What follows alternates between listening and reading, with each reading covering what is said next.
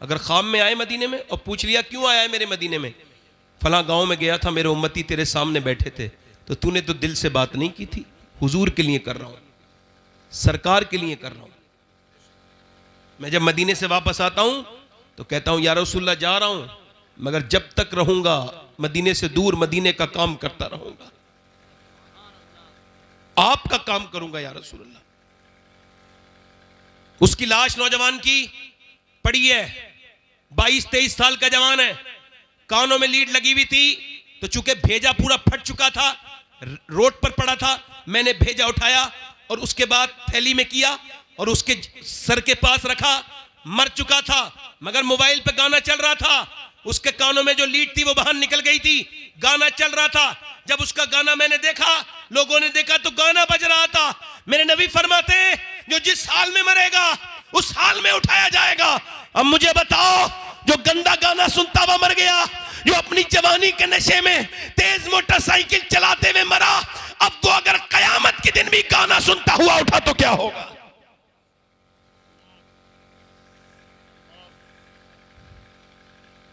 इंसान ने ये समझ लिया कि यूं ही पैदा कर दिया गया। ना ना मेरे दोस्त, ना ना। उमर कहते थे या अल्लाह, काश उमर की माँ उमर के हक में बांझ होती, काश उमर उमर ना होता, एक दिन का होता।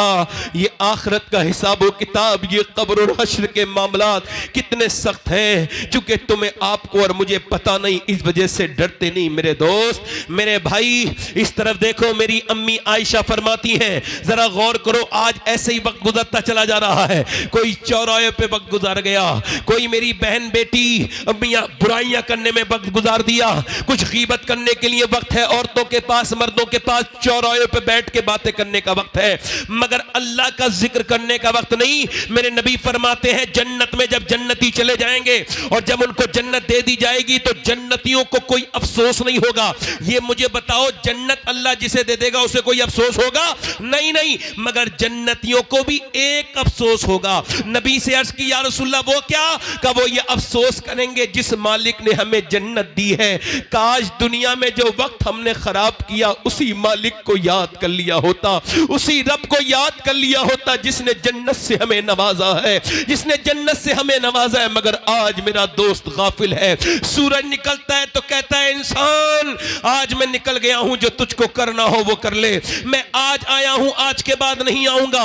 जब दिन डूबता है तो कहता है मैं गया, अब हिसाब के दिन आऊंगा, आज के बाद नहीं आऊंगा। सुबह हुई, शाम हुई, मौत के करीब चलते चले जा रहे हैं, लम्हा व लम्हा कब्र के करीब होते चले जा रहे हैं। ऐ मेरे दोस्त तौबा कर ले, ऐ मेरे भाई तौबा कर ले। आजा मेरे भाई, ये समझ ले अल्लाह ने तुझको क्यों पैदा किया, ये समझ ले। मैं आपको बताऊं, अपने पड़ोसी मुल्क में एक लड़का गाना गाता था, गाना गाते गाते मशहूर हो गया। 16 साल की उम्र में गाना गाते गाते बड़ा आदमी बन गया। उसने मर्सिडीज गाड़ी जीती, फिर दूसरी मर्तबा जीती, तीसरी मर्तबा जीती। उसने पैसे कमाए, दुनिया में घूमने लगा, वर्ल्ड टूर किया। उसके रियाल में, धर्म में, यूरो में और उसने पाउंड में, डॉलर में रुपया कमाया। इतनी दौलत कमाई, एक शहर में एक घर, दूसरे शहर में दूसरा घर बनाया, 2 घर बन गए उसके। और 2 घर बनने के बाद अपनी मर्जी की लड़की से शादी की, नौकर चाकर पीछे, फोन, गाड़ियां, दौलत, शोहरत। 23 साल की उम्र में गाना गा रहा था, विदेश में गाना गाते गाते गिर गया। हसीन लड़का था, होश में आया, अस्पताल में था, चेकअप हुआ तो पता लगा दोनों गुर्दे खराब हो गए। दोनों गुर्दे, अल्लाह ना करे किसी के गुर्दे खराब हो। जब गुर्दे, अभी मुझे एक जवान लड़का मिला था, उसकी उम्र भी ज्यादा नहीं थी, उसने बताया कि मेरे गुर्दे खराब हैं। अभी आपके यहाँ मैं आया था और पता चला उसके बाप ने उसको गुर्दा दिया, तब उसकी जान बची। किसी का तो हो जाता है। इधर देखो, ये हाथ की नस फड़क रही थी काशीपुर के पास एक लड़के की। मैंने पूछा क्या हुआ, रो के बोला मेरे दोनों गुर्दे खराब हैं और मेरा बाप सारी जमीन बेच के लगा चुका। मेरा बाप ने सब कुछ, मगर मेरे गुर्दे ठीक नहीं होते। कहता है 1 हफ्ते में 1 बार डायलिसिस होता है। डायलिसिस क्या होता है? पूरा खून निकाला जाता है, यानी जिसके गुर्दे खराब हैं उसका डायलिसिस 25,000 रुपए, 30,000 रुपए महीना कहां से आदमी देगा? घर बिका, मकान बिका। आप में से कितने लोग यहां बैठे हैं जिन्होंने, दिल से बताना, जिन्होंने 2 रकअत नमाज पढ़ी हो जिंदगी में?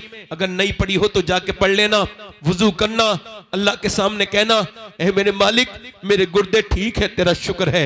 जरा गौर तो करो आप, मुझे कश्मीर में टेलीफोन आया तकरीर करने के लिए, मैंने कहा मेरे पास वक्त नहीं। उन्होंने कहा जो आपकी तकरीर सुनना चाहते हैं ये कैंसर पेशेंट हैं और ये चाहते हैं कि आखिरी बार आपकी तकरीर सुन लें। मैं गया, उसको कैंसर था, वो अब तो इंतकाल भी कर चुका है, सलीम नाम था, दाढ़ी थी, मेरे कहने से दाढ़ी रखाई थी। मैंने पूछा क्या हाल है सलीम भाई, कमरे के अंदर, कहने लगा अल्लाह का शुक्र है। मैंने कहा मैंने सुना है आपको कैंसर है। कैंसर की वजह से तो शुक्र है, कुछों को अचानक अटैक से मौत आ जाती है, किसी को दिल का दौरा पड़ जाता है, कोई एक्सीडेंट में मर जाता है, मगर मैं अपने करीम और रहीम रब का कैसे शुक्र अदा करूं कि मुझे 2 महीने पहले डॉक्टर ने बता दिया कि तू मरने वाला है। अब जब 2 महीने के बाद अंधेरी कब्र में जाना है तो मैं तो एक कमरे में नहीं रह सकता, अंधेरी कब्र में कैसे रहूंगा। तो उसके सामने फूट के रोता हूं रात को। मैंने जब तक कैंसर की खबर नहीं सुनी थी तब भी नमाजें पढ़ी थी, मगर जब से कैंसर की खबर सुनी है अब बड़े आंसू निकलते हैं। सजदों में बड़ा मजा आता है, बगैर आंसुओं का सजदा क्या सजदा है, सजदा तो आंसुओं वाला है, बगैर मजे का सजदा क्या सजा है, क्या सजदा है। कभी सरवा सजदा तुम्हें हुआ कहीं तो जमीन से आने लगी सदा, तेरा दिल तो है सनम आशना, तुझे क्या मिलेगा नमाज में। तूने कभी अपने रब को रब नहीं कहा, ये मुझे बता, मैं तुझसे पूछता हूं मेरे दोस्त, मैं तुझसे पूछने आया हूं, हाँ मेरे जवान तुझसे ही पूछने आया हूं। वो रोक के कहता है सैयद साहब मैं अपने रब के सामने रोता हूं, अल्लाह 2 महीने के बाद मैं कब्र में जाऊंगा, मैंने गुनाह बड़े किए हैं, छुप छुप के मुझे माफ कर देना। हाय जरा गौर तो करो, सोचो तो देखो तो। एक आदमी को अस्पताल में भर्ती किया गया, उसको सांस लेने में दिक्कत हो रही थी, और जब सांस लेने में दिक्कत हुई, जब उसको अस्पताल में भर्ती किया गया, 1.5 दिन में ठीक हो गया। बिल आया 90,000 का, डॉक्टर को देख के रोने लगा। डॉक्टर ने कहा बड़े मियां पैसे ज्यादा लग रहे हैं, कम कर दूं? कहा नहीं पैसे की बात नहीं है, अल्लाह ने इतना नवाजा है कि दोनों तेरे पूरे अस्पताल खरीद सकता हूं, खड़े खड़े यहां से उठूंगा मैं नहीं, पूरा अस्पताल खरीद दूंगा। कहा फिर रोते क्यों हो? कहा इस वजह से रो रहा हूं, सांस लेने में दिक्कत हुई, 1.5 महीने तेरी 1.5 दिन तेरी सांस से मैंने, तेरी हवा से मैंने सांस लिया, तेरी मैंने ऑक्सीजन से सांस लिया, तेरी मशीन से, तूने 90,000 का बिल बैठा दिया। मगर कभी मैंने सोचा ही नहीं, 80 साल का बूढ़ा हूं, अल्लाह की हवाओं में सांस ले रहा हूं, मैंने कभी सोचा ही नहीं सांस लेना कितनी बड़ी अल्लाह की नेमत है। जाओ अस्पतालों में, कॉस्मोस में जाके देखो, जाओ साई में जाके देखो, अस्पतालों में सांसें नहीं आ रही, लोगों को वेंटिलेटर पे पड़े हैं, उन्हें रोज देखने अस्पतालों में जाया करो, कब्रिस्तान जाया करो। नेक तकरीरों से नहीं बनोगे, अपने अंजाम को सोचोगे तब बनोगे। कि आखिर देखो तो बीमार कैसे दुआ करता है मुझे सेहत मिल जाए। अल्लाह अकबर। मेरे दोस्त ये बता, तेरा गुर्दे का इलाज हुआ तूने लाखों लगा दिए, तेरा दिल का इलाज हुआ तूने लाखों लगा दिए, तेरा शुगर का इलाज हुआ लाखों लगा दिए। अरे जिसने तुझे गुर्दे का इलाज किया उसे लाखों दे दिए, जिसने गुर्दे दिए हैं उसके सामने कभी सजदा भी नहीं किया, उस रब को कभी करीम भी नहीं कहा, कभी कहा ही नहीं 2 रकत नमाज पढ़ के अल्लाह तेरा शुक्र है। याद रखो मेरे दोस्तों, मेरी बात याद रखना। इस नाक को सोने, इधर देखो मेरी तरफ गौर करो, ये मेरा पॉइंट नोट करो आप लोग। ये नाक है, नाक के अंदर एक बारीक सा बाल है, ये इसके अंदर रग है, रग बाल से बारीक, उसको दूरबीन से देखता है डॉक्टर तब नजर आती है, वो MRI के बाद पता चलती है कि ये बंद है या खुली हुई है। और इसका काम क्या है? खुशबू और बदबू। अगर ये खराब हो जाए तो न खाने को सूंघ सकोगे, न फूल को सूंघ सकोगे, न कोई खुशबू आएगी न कोई बदबू। तो सुनो, पूरी दुनिया का मेडिकल साइंस मिलकर भी एक ऐसी रग नहीं बना सकता जो अल्लाह ने हर बंदे की नाक में बनाई है। नारे तकबीर, नारे रिसालत, बस लगे आला हजरत औलादे गौसे आजम सैयद शबात हुसैन साहिब क़िबला। सुनो, साइंस से हमारा कोई झगड़ा नहीं है। साइंस ये कहता है कि सूरज चांद 1.25 लाख मील दूर है। साइंस कहता है,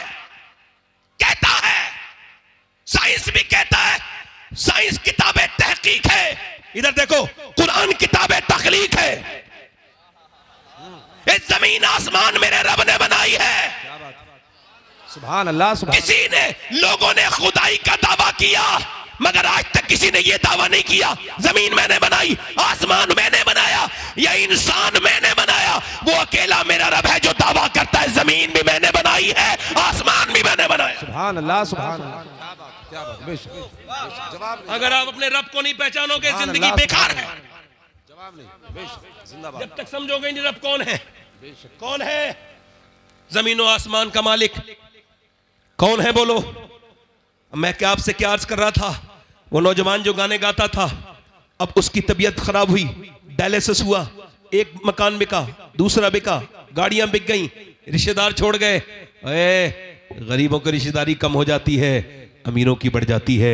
बोलो गलत बात है या सही है? सुनो, जनाजे तो गरीबों के बड़े सुनसान निकलते हैं, अमीरों को छींक आ जाए भीड़ लग जाती है। मेरे नबी फरमाते हैं मेरा एक उम्मती बीमार हो जाए और कोई अल्लाह की रजा के लिए उसे देखने जाए, फरमाते मेरे आका जब तक वापस नहीं आता मेरा उम्मती 70,000 फरिश्ते उसके लिए दुआए मगफिरत करते रहते हैं। जरा जोर से बोलो, हम जैसे गुनहगार लोग और बीमारी पे किसी को देखने जाएं तो 70,000 फरिश्ते दुआए मगफिरत करें। ये कितनी बड़ी बात थी, मगर गरीबों को कोई देखने नहीं जाता। ओ मेरे दोस्तों, कोई गरीब अमीर नहीं, मेरी तरफ देखो, मैं आपसे पूछता हूं, उसने लोगों को टेलीफोन किया मगर पैसे किसी ने नहीं दिए उसे। कल तक तो लोग उसके साथ तस्वीर लेना चाहते थे। क्या शोहरत पे तकब्बुर है, क्या जमीन पे तकब्बुर है? अल्लाह ने नवाजा है तो गुरूर मत करना, किसी पे अपना धौंस मत जमाना, बल्कि अल्लाह ने नवाजा है तो मस्जिद में जाना और सजदा करके नाक रगड़ना अल्लाह के सामने और कहना मालिक मैं इस लायक नहीं था। अपने पुराने वक्त को याद करना, किसको वक्त को याद रखना? पुराने वक्त को याद रखना और कहना मालिक मैं इस लायक नहीं था, तूने मुझे नवाज दिया, मेरी हस्ती ये नहीं थी। अगर ऐसे कहोगे तो अल्लाह बहुत नेमतें बढ़ाएगा। वो तकब्बुर करने वालों को पसंद नहीं करता। और सुनो, उसकी मौत करीब आने लगी। वो नौजवान जो कल तक बड़े गाने गाता था, मौत करीब आई, बीवी ने देखा रो रहा है, चेहरा काला हो गया। कहा क्यों रोते हो? कहा मैं अपनी बीवी को जीते जी बेवा देख रहा हूं और अपने बच्चों को यतीम देख रहा हूं। मैं सोच रहा हूं कि आज सबने मेरा साथ छोड़ दिया, मैंने जिन्हें गाने सुनाए उन्होंने मेरे फोन उठाने बंद कर दिए। मैं सोच रहा हूं अल्लाह ने आवाज दी तो गाने गाए, और जब मेरा बुरा वक्त आया लोगों ने छोड़ दिया। अगर गानों के बजाय मैंने नबी की नाते पढ़ी होती तो मेरा ये हाल नहीं होता, मेरा ये हाल नहीं होता। मगर मियां, आंख तब खुलती है जब बंद होने वाली होती है। इससे क्या फायदा? आज ले उनकी पना, आज मदद मांग उनसे। मेरे दोस्त, इम्तिहान का मतलब क्या है? तू सुबह फजर का वक्त है, तू सो रहा है नौजवान, नींद ने बड़े अच्छे से अपने तौर पर कब्जा जमाया हुए है और बिल्कुल सर्दी भी बड़ी सख्त है। तू लिहाफ के अंदर से अपना एक हिस्सा भी निकालना नहीं चाहता, बल्कि तू दबा रहा है, किधर से हवा आती है उधर से भी अपना कपड़ा दबा रहा है। मगर अचानक अजान की आवाज हुई। क्या आवाज आई? अजान की आवाज। अब सुनो नौजवान, सुनो मेरे दोस्त, अजान की आवाज आई, लिहाफ में गरमाई है, तू उठा, नमाज पढ़ने जा रहा हूं। नफ्स ने कहा आराम कर, सो जा, सर्दी बड़ी है, पढ़ लेना। ईमान ने कहा नहीं, नमाज अगर एक बार कज़ा हो गई तो कितनी बार उसको कज़ा पढ़ लो मगर अदा नहीं हो सकती। आए है, मैं आपको बताऊं, मैं अपनी बात कर रहा हूं, मुझे दुनिया में सबसे बेहतरीन काम यही लगता है कि नमाज को उसके वक्त में पढ़ लिया जाए। और मैंने नमाज की जितनी बरकतें देखी, अभी देखो चल रहा है ना, कितना चला ये वो दुनिया भर की चीजें, फला पकड़ लेंगे, नमाज नहीं पढ़ने देंगे। इस हाल में भी अल्लाह गवाह है कि मैंने हर जगह नमाज पढ़ी, एयरपोर्ट से लेके मुझे आज तक किसी ने टच तक नहीं किया। चूंकि मैं ये जानता हूं, मैं जिसके सामने झुक रहा हूं ना, वो दिलों का भी मालिक है, इंसानों का भी मालिक है। आपने कभी सोचा ही नहीं ऐसा? हम तो दुनियादार बने रहे। फजर का वक्त है, अल्लाह फरमाता है, हदीस कुदसी है, मैंने इंसान को पैदा किया तो उसके साथ अपने दुश्मन नफ्स को भी पैदा किया। यानी मेरा नफ्स मेरा भी दुश्मन, अल्लाह का भी दुश्मन। नफ्स अल्लाह का दुश्मन। नफ्स कह रहा है आराम कर ले, ईमान कह रहा है उठ जा, नफ्स कह रहा है सो जा, सर्दी बड़ी है। ईमान ने लिहाफ फेंक दिया, और फेंकने के बाद, ईमान ने लिहाफ फेंकने के बाद ईमान आगे बढ़ा। उसने फिर ईमान ने ठंडे पानी में अपने हाथ डाल दिए और ठिठुरते हुए वुजू करके मस्जिद में गया, कांपता हुआ, और अपनी नाक लगड़ दी। जैसे ही नाक सजदे में लगी है, फरिश्तों ने आवाज दे दी, आज ये बंदा अपने नफ्स पर कामयाब हो गया, इसने अपनी जिंदगी का ये वक्त कामयाब किया। जिंदाबाद। जवाब नहीं। बहुत। अब उसके बाद आया, तवज्जो करो, उसके बाद वो निकला, तवज्जो करो, और उसके बाद नाश्ता करके निकल रहा था, एक लड़की निकल के जा रही थी, बड़ी खूबसूरत, बड़ी हसीन। एक नजर पड़ी, एक नजर माफ है, मगर वो लड़की बाहियात थी, बेहुदा थी, बेगैरत थी, बेशरम थी, बहुत ज्यादा शैतान की एजेंट थी। उसका जिस्म, अब वो कह रहा है इसका नफ्स देख ले, लड़की हसीन है, कपड़े बड़े खराब पहन रही है, देख ले। इसने नहीं मानने का, नहीं देखूंगा। नफ्स कह रहा है, नफ्स कुत्ता है ना, भौंक रहा है, देख ले देख ले। ईमान कह रहा है नहीं देखूंगा। मेरे नबी ने फरमाया आंखों का भी जिना होता है, सिर्फ आंखों का भी जिना होता है। नबी फरमाते हैं आंखों का जिना ये है, आंखों से देखा जाए, यानी आंखें ये मेरी हैं। नहीं नहीं मेरे दोस्त, ये मेरा धोखा है। ये आंखें मेरे रब की हैं। ये आंखें कल कयामत के दिन मुझसे अल्लाह से शिकायत करेंगी, ऐ अल्लाह तूने दिया तो काबा देखने के लिए था, दिया तो माँ बाप का चेहरा, मगर इसने गंदी चीजें देखी। मुझे बताओ, अगर ये आंसुओं से न धुली वो गंदी तस्वीरें, वो गंदे वीडियोस जो तुमने अपनी जिंदगी में देखे हैं, अगर वही लेके अल्लाह की बारगाह में गए और वो बोल दिया, आंखों ने बोला कि तू अल्लाह ये गंदी तस्वीरें देखता था, ये बाहियात चीजें देखता था, मेरे नौजवान उस वक्त क्या होगा? तूने अपनी जवानी को बर्बाद कर दिया। ना मेरे बेटे, ना मेरे छोटे भाई, अपनी जिंदगी को बर्बाद न कर। अल्लाह तेरे सामने हाथ जोड़ता हूं, अपनी जवानी का हिफाजत कर ले, अपनी जवानी की। मेरे दोस्त तेरी आंखों में कुछ नहीं बचा। 10-10 साल के बच्चे बर्बाद हो गए, 12-12 साल के बच्चे गंदी तस्वीरें देख रहे हैं, किसी को कोई फिक्र नहीं है। ओ खुदा के बंदो, अपनी नस्लों को बचा लो, बचा लो खुदा के वास्ते, अपने बच्चों को बचा लो। अल्लाह अकबर। उसने नहीं देखा, नफ्स कहता रहा लड़की निकल जाएगी, एक बार देख ले, और इसने कहा नहीं देखूंगा। जब वो निकल गई, इसने नीचे को आंखें की तो आंसू गिरे और कहने लगा या इलाही रंग लाए जब मेरी बेबाकियां, उनकी नीची नीची नजरों की हया का साथ हो। ओ मुसलमान, अल्लाह ने तुझे मोबाइल चलाने के लिए पैदा नहीं किया था। तू इंस्टाग्राम पे स्टोरी देख रहा है, फेसबुक पे देख रहा है। जरा इस नौजवानों को मेरी बात बताना तो, बताओ तो मेरी बात इन नौजवानों को। ऐसे करके देखता रहा, और देखते देखते तू जब गंदी तस्वीर देख रहा था, जब नीम बरहना लड़कियां अपने जिस्म का जब मुजाहरा कर रही थी और तू उसको देख रहा था, और जब तू उसको देखता था, देखते देखते अचानक तेरी सगी बहन की वीडियो आ गई।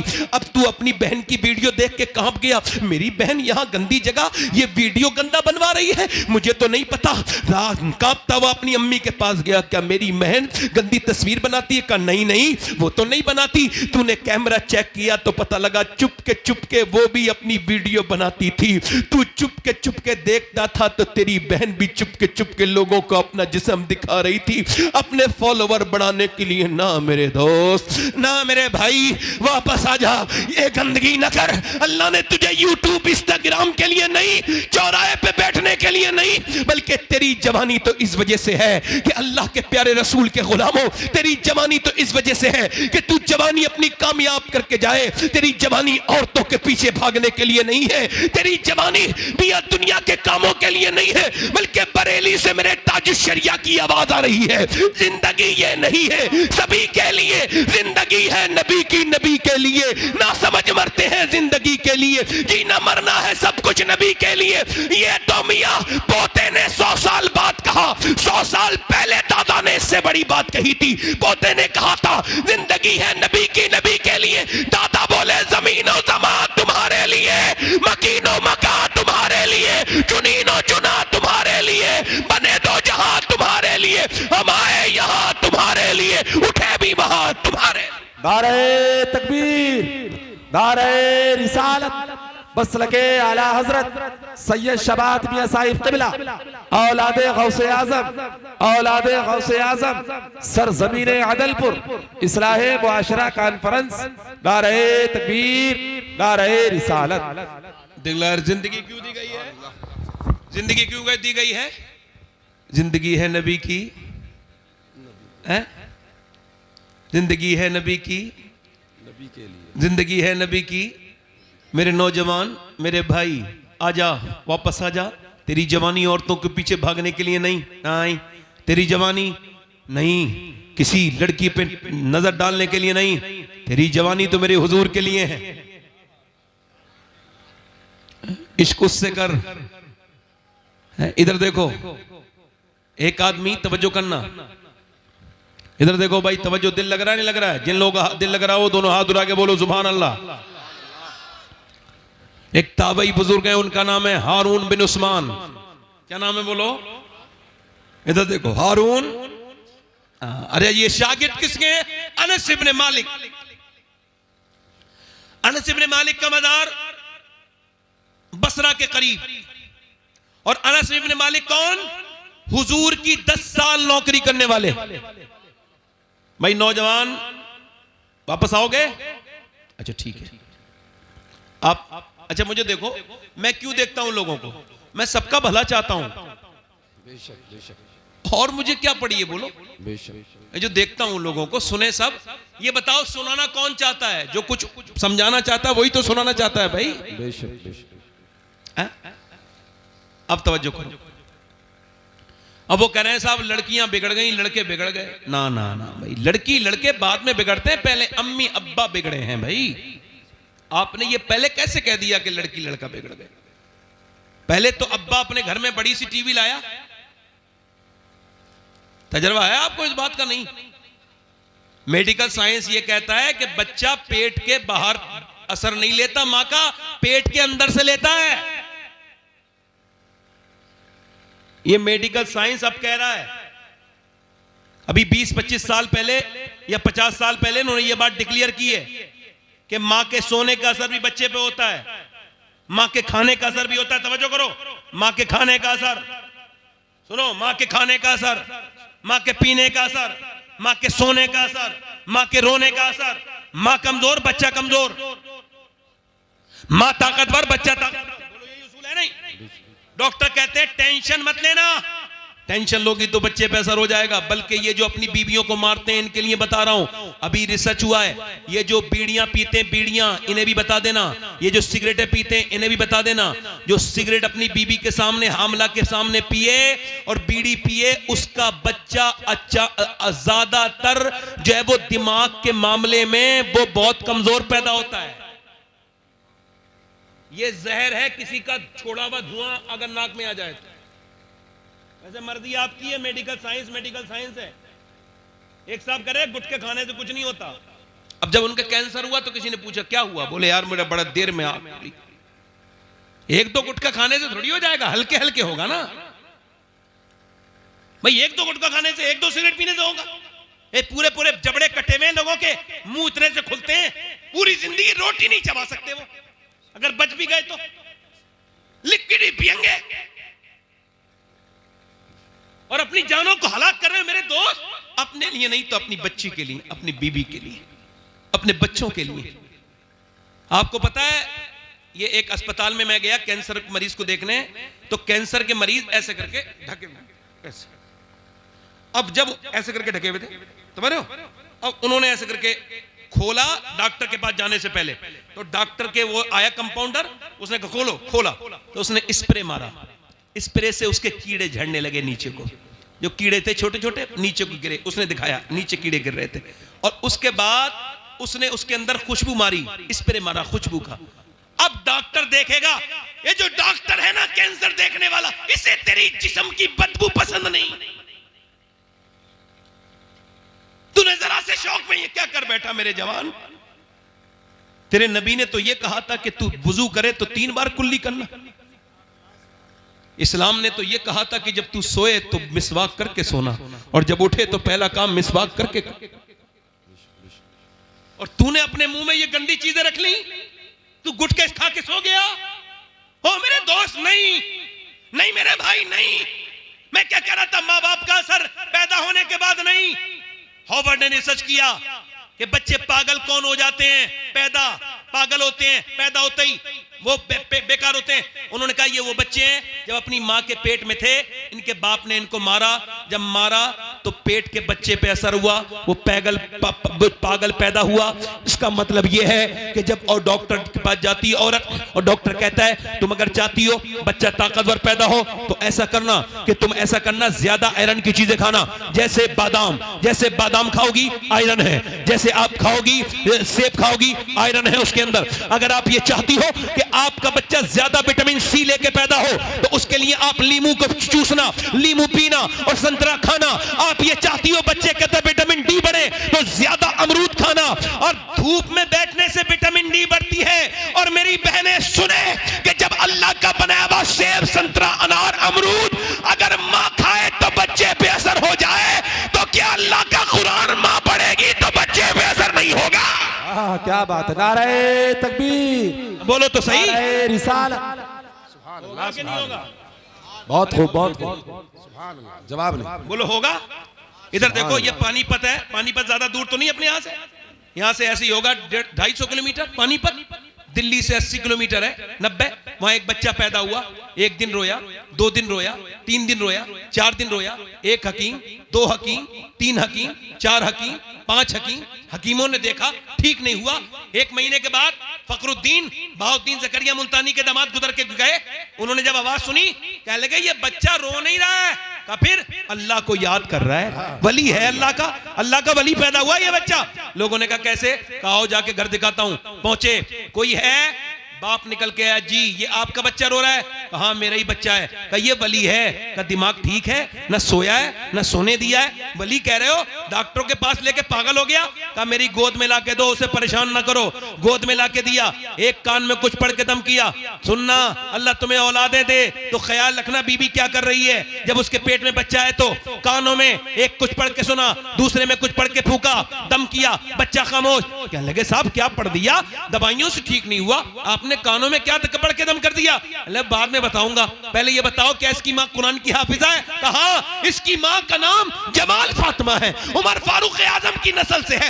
वो 24 घंटे में एक कुरान खत्म कर देती है, यानी 24 घंटा पूरा नहीं होता इसकी मां का कुरान पूरा हो जाता है। वो बुजुर्ग बोले तो सुनो, जब ये अपनी मां के पेट में था ना तो उसने उठते बैठते चलते फिरते रोटी बना के ऐसा कुरान पढ़ा, ऐसा कुरान पढ़ा कि पेट के अंदर बच्चे की कुरान सुनने की आदत हो गई। जब बच्चा पैदा हुआ मां जचगी में गंदगी में चली गई, कुरान उसने पढ़ा नहीं। बच्चे को कुरान की भूख लग रही थी, तुम 1 महीने से दवाइयां खिला रहे थे, मैंने एक कान में एक आयत पढ़ी, दूसरे में दूसरी पढ़ी, बच्चा खामोश हो गया। उसी बच्चे का नाम शरफुद्दीन बू अली शाह कलंदर पानीपती है। सुनो, जब मां पानीपत में कुरान सुना है तो बच्चा पानीपत में बू अली शाह कलंदर बनता है, और जब मां मदीने में कुरान सुना है तो बेटा करबला की जमीन पर सर कटने के बाद नेज़े पे चढ़ के कुरान सुनाता है और कहता है मां अगर फातिमा होती है तो बेटा हुसैन। नारे तकबीर, हाथ उठा के नारे तकबीर, नारे रिसालत, बस लगे आला हजरत उलमाए अहले सुन्नत औलादे गौसे आजम सैयद शबात हुसैन साहिब क़िबला। ये कुरान तो इस कौम ने जने कहां रख दिया? सुभान अल्लाह, सुभान अल्लाह। जवाब नहीं, इधर जवाब। ये कुरान तो मेरे नबी का सबसे बड़ा मौजज़ा। सुभान अल्लाह, सुभान अल्लाह। बहुत जवाब नहीं। कुरान, जो कौम कुरान को नहीं पढ़ेगी उसे बर्बादी से कोई नहीं रोक सकता। बेशक बेशक बेशक। अब मियाँ का दिया हुआ तावीज 3 बार उसमें मोम जामा हो गया। मैं किसी मियाँ का मुखालिफ नहीं, एक जगह में मियाँ लोगों के खिलाफ बोल रहा था, खराब मियाँओं के खिलाफ, तो अच्छे मियाँ बोले मान गए। मैंने कहा चोर की दाढ़ी में तिनका। मियाँओं का तावीज इधर देखो। कहां चले भाई?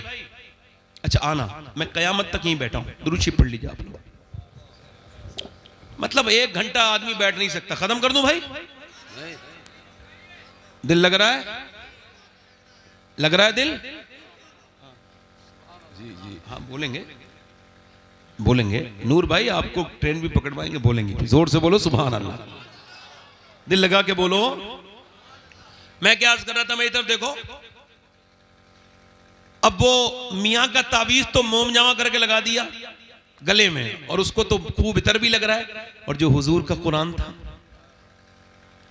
उसको अलमारी में रख दिया। उसकी तो जुमे के दिन भी गर्द नहीं छुटी। हाय हाय यार, उस जमाने थे। इधर देखो, कुरान तो वो चीज है, ये उलमा बैठे हैं।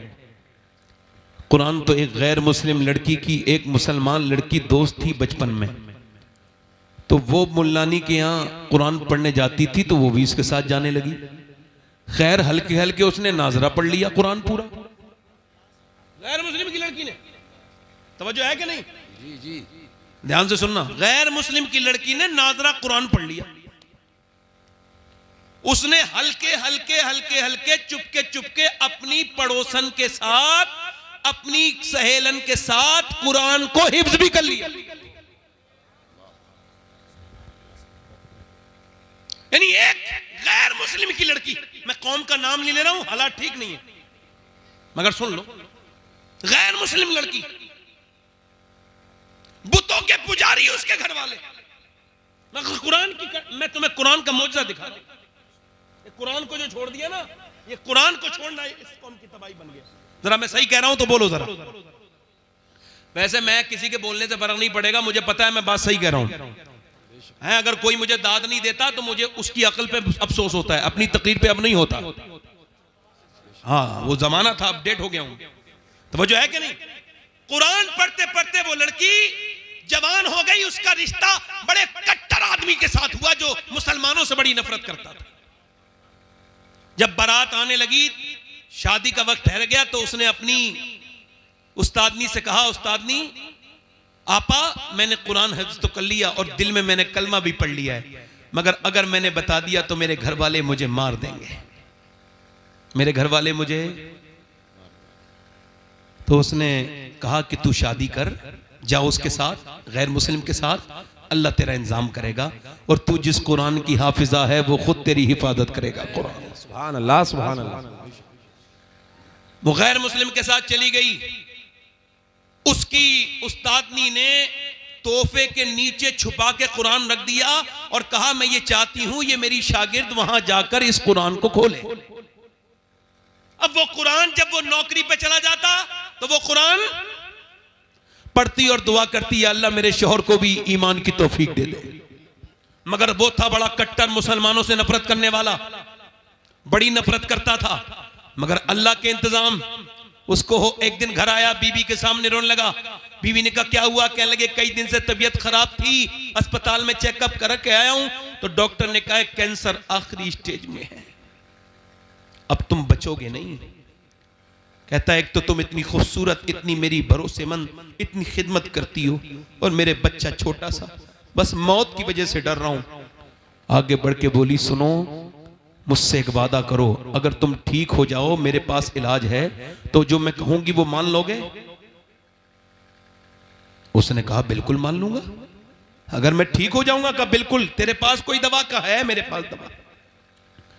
वो लेके आई पानी गिलास में और उसने अपनी उस्तादनी को देखा था, अपनी पढ़ाने वाली, अपनी जो है वो आपा को देखा था।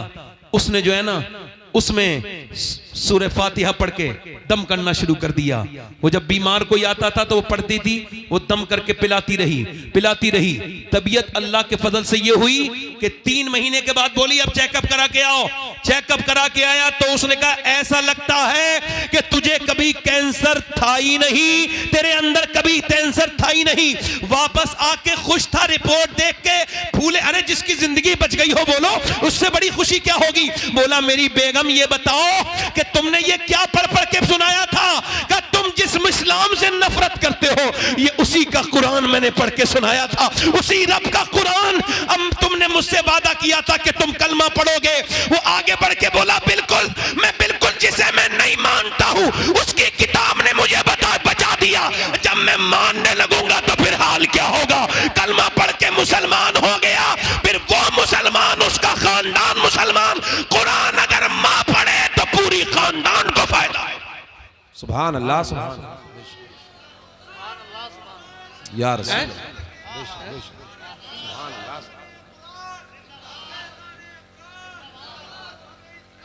जिंदाबाद जिंदाबाद। जवाब नहीं हजरत। इमाम गजाली ने फरमाया जितना जिसका दिल साफ होगा वो उतनी कुरान की तिलावत करने वाला होगा।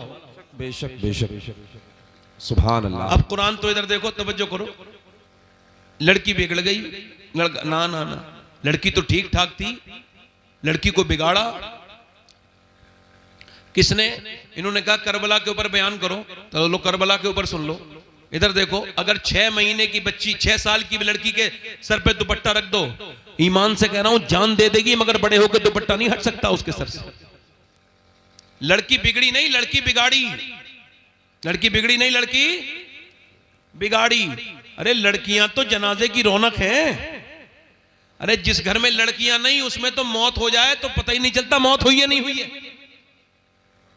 बाप का जनाजा रखा है, इधर देखो, बाप का जनाजा रखा है और सब माल बांट रहे हैं, मगर लड़कियों को भी लड़ते नहीं देखा होगा। मगर लड़की तो फूल थी, मगर उसको बिगाड़ा किसने? बड़ी यार आपके यहां डिस्टरबेंस है। हमारे इलाके में लोग बड़ा समझते नहीं, अहमियत नहीं समझते। आपको खबर नहीं है मैं किस नहज पे बात कर रहा हूं। थोड़ा समझ लिया करो, मैं आपका गुलाम हूं। गुलाम वो होता है जो सुनाना चाहे, आका वो होता है जो सुनना ही ना चाहे।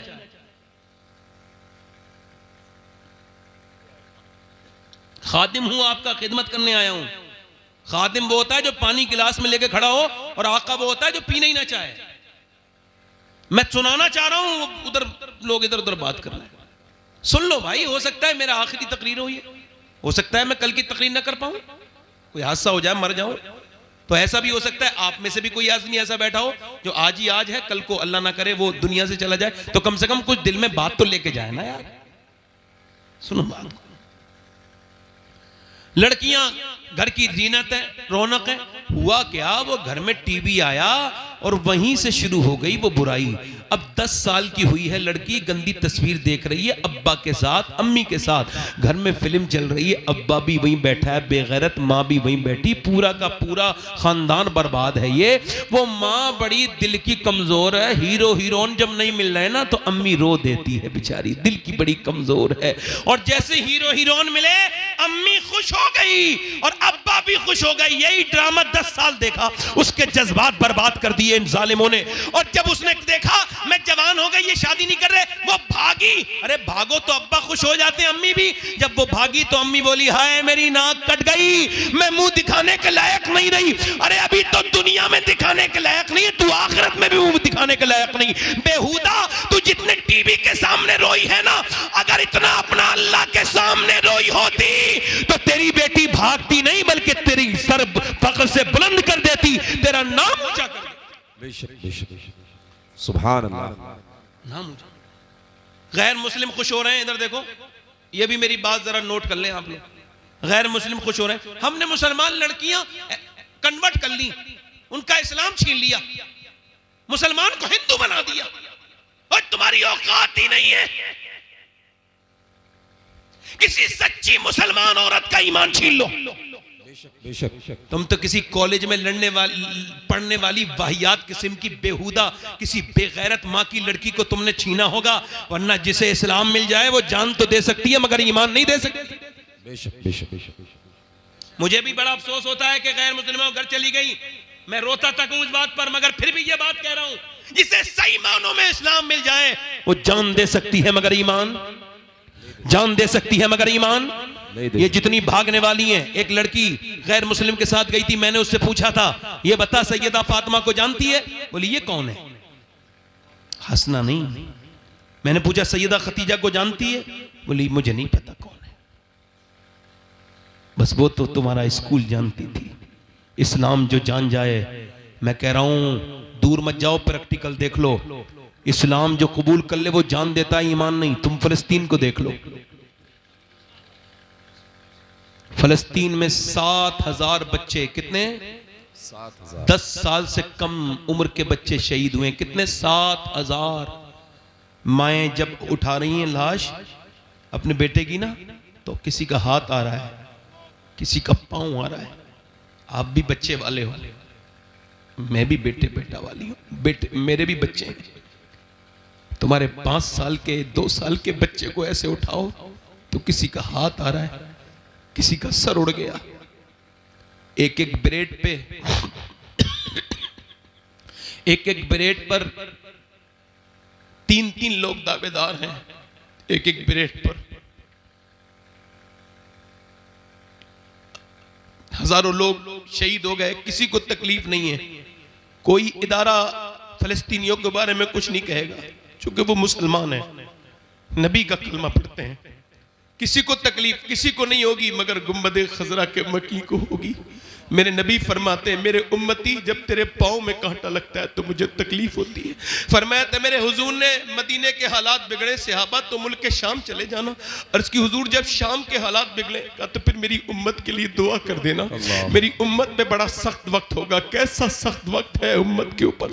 57 मुल्क तमाशा देख रहे हैं मुसलमानों की, उनके मोहल्ले के मोहल्ले पूरे खत्म कर दिए गए, उनके पास पीने को पानी नहीं। मगर उन औरतों का जब मैंने बयान सुना है अपनी बहनों का, बेटियों का, ये जो अपनी आदि आस्तीन के कपड़े पहनती हैं, मेरी मुसलमान उन तक मेरी ये बात पहुंचाना तुम्हें खुदा का वास्ता है। उन तक बताओ जो अपने बेडरूम में बैठी हुई अपने आप को बंबई की हीरोइन की तरह बनाना चाहती है, उसको बताना जिसने सर से दुपट्टा फेंक दिया, जिसने नबी से मोहब्बत का रिश्ता तोड़ दिया, जिसने नबी से अपना नाता तोड़ लिया, उस बहन को, मेरी बेटी को बताना, उस 10 साल की बच्ची को बताना जिसने इंस्टाग्राम पे बाल खोल के स्टोरी बनाना शुरू कर दी है, उस 15 साल की 20 साल की लड़कियों से मेरी बात ये उन तक पहुंचाना, मेरी बेटियों तक उन तक पहुंचाना जिन्होंने इंस्टाग्राम पे अपने जिस्मों को फेसबुक पर दिखाना शुरू कर दिया कि फलस्तीन की लड़कियां ये कह रही हैं, फलस्तीन की लड़कियां ये कह रही हैं कि हम रात को सोते हैं तो बुर्का ओढ़ के सोते हैं। फलस्तीन की औरतें कह रही हैं हम रात को सोते हैं तो बुर्का का, सोने वक्त को कोई बुर्का नहीं ओढ़ता। क्यों ओढ़ती हो? का इस वजह से ओढ़ते हैं कि जब बम गिरता है तो घर हमारे मलबे में तब्दील हो जाते हैं। हम ये चाहती हैं कि जब हमारे ऊपर बम गिरे और हम जब मलबे में दबें और जब हमारी लाशें निकलें तो बेपर्दा नहीं होनी चाहिए, पर्दे में होनी चाहिए, बेपर्दा नहीं होनी चाहिए, पर्दे में। ऐ फिलिस्तीनियों तुम्हें सलाम हो, ऐ फिलिस्तीन की गाजा पट्टी की मेरी बहनों, तुमने तो हमें जीने का सलीका सिखाया मगर हम सीख न सके, हम सीख न सके। तुमने तो बहुत सिखाया मगर हम सीख न कह सके। हाय ये दुनिया लग गई, क्या समझते हो ये दिल लिए फिर रहे हो? ये कैसा दिल लिए फिर रहे हो जिस दिल में बिल्कुल दर्द ही नहीं है? ये कौन सा दिल है? ये तो जानवर से भी सख्त दिल है जिसमें किसी का दर्द नहीं। मुसलमान वो है, मेरे नबी ने फरमाया मेरी उम्मत एक जिस्म की तरह है, अगर एक जगह जिस्म में तकलीफ हो तो पूरा जिस्म मुतासिर हो जाता है। अगर किसी भी दुनिया का मुसलमान परेशान हो तो अगर तेरे दिल में परेशानी नहीं हुई तो तू फिर सही मानों में मुसलमान नहीं, तू फिर वो मोमिन नहीं जिस पर अल्लाह का इनाम उतरने वाला है। ओ मेरे दोस्त, मैं तुझसे ही पूछता हूं मेरे भाई, चल वो फिलिस्तीन की लड़कियां अपनी जगह, क्या तू अपनी बहनों को पहना सकता है दुपट्टा? क्या तू अपनी बेटी को पहना सकता है दुपट्टा? मैं तुझे बताता हूं, करबला की बात सुनना चाहते हो? सुनो। 6 साल की है ज़ैनब। कितने साल की बोलो? 6 साल की ज़ैनब। मैं खत्म कर रहा हूं, थोड़ी देर और सुन लीजिए। कुरान पढ़ रही हैं। हजरत अली कहते हैं मेरी शादी हुई। किसकी शादी हुई बोलो? हजरत अली। किसकी शादी हुई? हजरत अली। कितनी? किसकी शादी हुई? हजरत अली की। हमारे यहाँ शादियां होती हैं, जैसी होती हैं सबको पता है, बात नहीं करनी चाहिए। मगर इतना याद रखना, अपनी बहन बेटी को बेपर्दा ले जाने वालों, तुम कोई नेक शरीफ नहीं हो, दयूस हो। नबी ने फरमाया जो अपने घर की औरतों को बेपर्दा रखे वो दयूस है, जन्नत की बू भी नहीं सूंघेगा।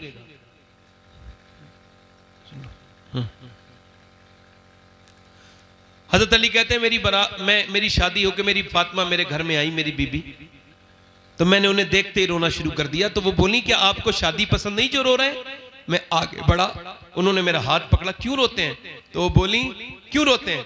तो मैंने कहा कैसी भी लड़की हो, कितनी भी गरीब, उसके दिल की ख्वाहिश होती है जब दुल्हन बने तो एक जोड़ी कपड़े पहन ले। मैं देख रहा हूं फातिमा, आप जिस कपड़े में दुल्हन बन के आई हैं उसमें 17 पैमत लगे हुए हैं और आपको कोई अफसोस नहीं, आपको कोई तकलीफ नहीं। तो सैयदा फातिमा ने सर उठाया और कहा मेरे सरताज आप गम न करें। मेरे अब्बा फरमाते मेरी बेटी फातिमा, अल्लाह कपड़ों से राजी नहीं होता, अल्लाह तो सजदों से राजी होता है। कैसे राजी होता है बोलो? सजदों से। काश के मुसल्ले बिछ गए होते, काश के नमाजें पढ़ ली होती, काश के तब्दीलियां आ गई होती। मेरे दोस्त मेरी तरफ देख, करबला का मैदान है, सैयदा कायनात की बेटी ज़ैनब है। कौन है बोलो? ज़ैनब। इधर पूरा घर पड़ा हुआ है, बच्चा काट दिया गया है। अली के घर के नबी के विसाल को अभी 50 साल ठीक से नहीं हुए कि पूरी हुजूर की नस्ल का कत्ल कर दी गई। छोटे छोटे छोटे बच्चे, इमाम हुसैन, उनके सारे साथी करबला का मैदान, ज़ैनब सैयदा हैं, निकल के जा रही हैं तो किसी ने आपकी चादर पे हाथ डाला, चादर खींच ली। चादर जब खींची तो बालों से सर ढक लिया। क्या करबला सुनोगे? बालों से सर ढक के मदीने की तरफ को मुंह देख के कहा, है मेरे नाना, मैं वही ज़ैनब हूं कि जब आप दुनिया से तशरीफ लेके जा रहे थे तो आपने मुझे सीने लगाया था और कहा था मेरी ज़ैनब बिल्कुल अपनी नानी खदीजा से मिलती हैं। ए नाना, मैं वही ज़ैनब हूं जिससे आप बहुत प्यार करते थे। आज मैंने वादा किया था अम्मी से, मेरा सर कभी नंगा नहीं होगा, मगर मेरे भाई शहीद हुआ हुसैन, मेरा सर नंगा नहीं हुआ। मेरे भाई की, मेरे भतीजों की लाश पर घोड़े दौड़े, मेरे सर से दुपट्टा नहीं गया, मगर अब जालिम ने मेरा दुपट्टा खींच लिया। मेरे पास दुपट्टा नहीं है, मैंने बालों से चेहरा ढक लिया है। मेरे नाना, नाराज ना होना अपनी बेटी से, अपनी नवाजी से नाराज ना होना। लो दुपट्टा छिन गया तो बालों से सर ढक गया, चेहरा ढक गया। ओ मेरी बहन, मेरी बेटी, ये तेरी दुनिया। ओ मेरे दोस्त, जरा अपनी बेटियों की खबर ले, अपनी बहनों की खबर ले। जरा देख तो उधर जनाजे पड़े थे करबला की बीबियों के, शोहरों के, और वो सजदों में अल्लाह के सामने। इमाम ज़ैनुल आबिदीन फरमाते हैं, मेरी फूफी ने करबला से लेके दमिश्क, दमिश्क से लेके मदीने तक का सफर किया, मगर मेरी फूफी ने कभी, मेरी फूफी की नमाज़े तहज्जुद भी क़ज़ा नहीं हुई। मेरी फूफी जब वो ऊंट नहीं रोकते थे तो ऊंट के ऊपर ही नमाज अदा कर लेती थी। बस मसला वही आता है, तरजीह अव्वल अल्लाह को बनाना होगा, उसी को बनाना होगा। मैंने दोस्तों, कब तक तौबा नहीं करोगे? बोलो कौन सा दिन आएगा जो तौबा करोगे? बोलो कौन सा दिन आएगा? मैंने अपने बाप को अपने सामने दफन होते देख लिया, मैंने अपने ताया को अपने सामने दफन होते देख लिया। मेरा बेटा कब्र में चला गया। मैं पूछता हूं, तुमने अपने रिश्तेदारों को दफना दिया, और भी कोई निशानी चाहिए मौत के ऊपर? नहीं नहीं, मेरे नबी फरमाते हैं, मेरे आका फरमाते हैं कि जब रूह निकाली जाती है मैयत की, मरने वाले की, तो वो उसके गले की ताकत छीन ली जाती है, वरना वो इतनी जोर से चीखे कि उसके चीखने से लोग अपने बच्चे छोड़ दें, अपना घर बार छोड़ दें, अपनी दुनिया छोड़ दें। उसकी चीख ऐसे निकले, अल्लाहु अकबर, कैसा पुरदर्द है मौत। मौत कितनी सख्त है मौत। कभी आपने सोचा मौत कितनी सख्त है? मेरी बेटियों, मेरी बहनों, तुमको तो बड़ा अंदाजा होगा, जब उंगली जलती है तो कितना दर्द होता है। क्यों? क्योंकि जब आग पहुंचती है तो रूह भाग जाती है, रूह जहां से हटती है वहां दर्द होता है। जरा गौर करो, जब रूह निकलती होगी तो कितनी तकलीफ होती होगी, पूरे जिस्म से रूह निकलती होगी तो कितनी तकलीफ होती होगी। हजरत सैयदना ईसा अलैहिस्सलाम अपनी माँ मरियम की कब्र पे जाते हैं और कहते हैं, मेरी माँ मरियम, मैं अब मुर्दे जला लेता हूँ, तू कहे तो तुझे जिंदा करूं। अंदर से आवाज आई, ना मेरे बेटे ईसा, मेरी रूह निकली थी, इतनी तकलीफ हुई थी, उसका एहसास अभी तक हो रहा है, उसका एहसास अभी तक हो रहा है। हजरत उमर फारूक आजम, कोई है उमर फारूक आजम के टक्कर का यहाँ पर? तो फिर क्यों नहीं डरते? उमर कौन? मेरे नबी ने फरमाया, मेरे बाद कोई नबी होता तो मेरा उमर होता। फरमाया, मेरा उमर जब ईमान लाया तो आसमान के फरिश्तों ने खुशियां मनाई। हजरत उमर के मारी गए चाकू, जब मारा चाकू, फट गई आंत, दूध पिया, आंत से निकल गया। बेटे से बोले, वक्त मौत का करीब है, सर रख दे जमीन पे। नहीं रखा। ओए अब्दुल्ला, सर जमीन पे रख दे। नहीं रखा। अब्दुल्ला, सर जमीन पे रख दे। ओ बेटे रख दे। सर जमीन पे जब रखा तो अपनी नाक आपने मिट्टी में रगड़ी और कहा, ऐ अल्लाह, लोग कहते उमर ये है, उमर वो है, मगर उमर तो तेरी बारगाह का मुजरिम है, अगर उमर तो तेरी बारगाह का मोहताज है। मौत का वक्त है, अगर तूने आज उमर को न बख्शा तो उमर बर्बाद हो जाएगा, उमर बर्बाद हो जाएगा, उमर बर्बाद हो जाएगा। हाय उमर! कौन उमर? हजरत अली आए, बोले, या उमर तुम क्यों रोते हो यार? मैंने नबी से सुना है कि तुम्हारा घर जन्नत में है, तुम्हारा महल सुनहरा है, इतना खूबसूरत महल है कि मेरे नबी को पसंद आया था। अली तुम गवाही दोगे? मैं भी गवाही दूंगा, मेरा बेटा हसन भी गवाही देगा। ओ मेरे दोस्त, याद रखना, जो भी आपने किया है सब लिख गया है, एक एक चीज को वो देख रहा है। वो समीन बसीर भी है, वो अलीमुल खबीर भी है, वो अल्लामुल गुयूब भी है, वो देख रहा है, वो सुन रहा है, वो जान रहा है। एक औरत मूसा अलैहिस्सलाम के जमाने में, आखिरी रिवायत, अपने मूसा अलैहिस्सलाम के जमाने में एक आदमी के पास आई, कहने लगी, मेरे बच्चे भूखे हैं, बड़ी प्यास, भूख है मेरे बच्चों को। कुछ दे दे। उसने कहा मैं तो औरतों का शौकीन हूं, तुझे पसंद करता हूं, रात गुजार, जिस्म पे इख्तियार दे दूंगा। उसने कहा सुन, अपना जिस्म बेचने नहीं आई, वापस गई, मगर फिर आई, कहने लगी मेरे बच्चे बेहोश होने लगे, मजबूर हूं, दे दे, रात को आ जाऊंगी, जो तेरा दिल चाहे कर लेना। वो ठीक है, पैसे लेके चली गई, खिला पिला के शाम को आई, रात को बैठी थी, जब बैठी थी ना इसके करीब कमरे में, ये इसके करीब गया जिना करने के इरादे से, हाथ जब लगाया ना, हाथ जब लगाया तो कांपने लगी और फिर उसके पसीने आए। और क्यों रोती है, पैसे नहीं मिले क्या, ड्रामा करती है? का सब कुछ पैसे नहीं होते, ईमान भी कुछ होता है। का क्या मतलब? का मेरे बच्चे अगर भूखे ना होते तो मैं कभी नहीं आती। मेरा ईमान यह है कि जब मैं नमाज पढ़ती हूँ, सजदा करती हूँ, तब भी मेरा अल्लाह देखता है, और जब मैं जिना कर रही हूँ तब भी मेरा अल्लाह देख रहा है। ऐ मेरे दोस्त, मेरे नौजवान, तुझको इस बात का एहसास ना हुआ कि तू जब गलत जगह गया, किसी लड़की को गलत जगह लेके गया, किसी होटल में, किसी रूम में, तो किसी ने न देखा, मगर अल्लाह ने तो देख लिया ना तुझे, रब ने तो देख लिया ना तुझे।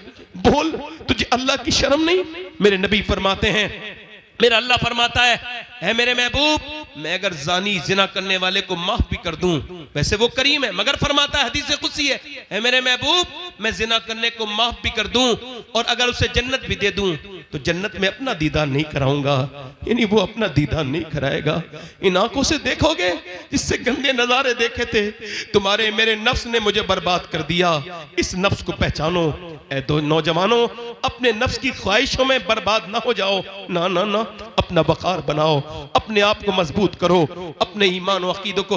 मोहल्ला रूम कहते हैं, एक चूड़ी बेचने वाला चूड़ी बनाता था सुनार सोने की, उसने एक औरत को बुलाया और उसने जो है ना अपनी, उसका बच्चा कोई नहीं था, उसने एक लड़का ले लिया, लड़का 20 साल का हो गया, एक औरत को चूड़ी पहना के घर आया। बीबी ने कहा कौन सा गुनाह किया है? कोई नहीं। कहा दरवाजा नहीं खोलना जब तक बताओगे नहीं। बोला एक लड़की का हाथ पसंद आ गया था औरत का, मैं पकड़े रहा थोड़ी देर, फिर सोचा अल्लाह देख रहा है, छोड़ दिया। कहा अंदर आ जा, मैंने जिसे अपना बेटा बना के पाला है ना 20 साल, आज उसने मेरा गंदे तरह से हाथ पकड़ा, गंदे तरह से हाथ लगाया। मैं समझ गई मेरे आदमी ने किसी के ऊपर हाथ डाला है, जिस्म पर, किसी की इज्जत पर, तो आज मेरे घर में भी हाथ डल गया। वो आदमी कांप के बोला है अल्लाह मेरी बेटी, मेरी बीबी की हिफाजत कर ले। हमें भी सोचना चाहिए नौजवानों, ना ना ना मेरे दोस्त, अपनी जवानी बर्बाद न कर, ना मेरे दोस्त, अपने रब से डर।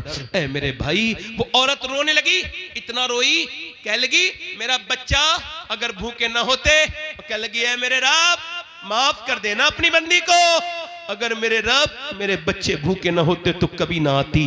रोई, रोके, वो उसका दिल धुल गया।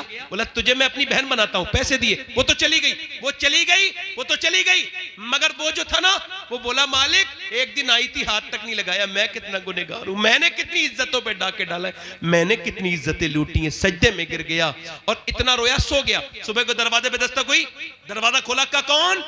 आप बताओ आप कौन? का मेरा नाम तो ये है, का मैं अल्लाह का नबी मूसा हूं, अल्लाह ने तुझे सलाम भेजा है।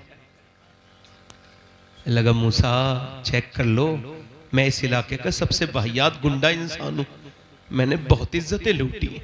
का रोया भी है तू? कहा कितना?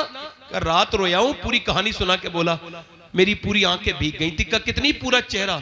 मूसा बोले तेरा तो पूरा चेहरा भीग गया था, मगर अल्लाह फरमाता है ऐ मेरे बंदे, तू गुनाह चाहे कितने भी कर ले, मगर इतना रोले सच्चा कि तेरी आंख का आंसू तेरे गाल तक आ जाए, मैं सारे गुनाह माफ कर दूंगा, सारे गुनाह। ये दोस्त, ये रिश्तेदार, ये अजीज, ये हाथ झाड़ के आ जाएंगे कब्र में, मिट्टी और कोई काम नहीं आएगा मेरे दोस्त, कोई नहीं आएगा। हाथ उठा के बताओ कितने हुजूर के नाम पे गर्दन कटा सकते हो? कितनों को मौत की फिक्र है? हाथ उठा के बताओ, दोनों हाथ उठा के बोलो, हुजूर के नाम पे कौन कौन गर्दन कटा सकता है? दोनों हाथ उठा के बोलो इंशाल्लाह। हाथ गर्दन कटा दोगे? नीचे हाथ। एक दूसरे की तरफ ना देखना, मुस्कुराना नहीं। जो गर्दन कटा सकता है कुछ भी कर सकता है, कुछ भी कर सकता है ना। एक दूसरे की तरफ ना देख। कितने लोग ऐसे हैं जो गर्दन भी कटा देंगे और आज से मेरे नबी के नाम पे पूरी दाढ़ी भी रखा लेंगे। इस महफिल में खड़े हो जाए, खड़े हो जाए। जो नबी के नाम पे दाढ़ी रखा है वो खड़ा हो जाए। एक दूसरे की तरफ ना देखें, मुस्कुराए ना। जो पूरी दाढ़ी रखा है अपने नबी के नाम पर वो खड़ा हो जाए। आपके दाढ़ी है, जिसके दाढ़ी ना हो वो आज से कौन है जो अपने नबी के नाम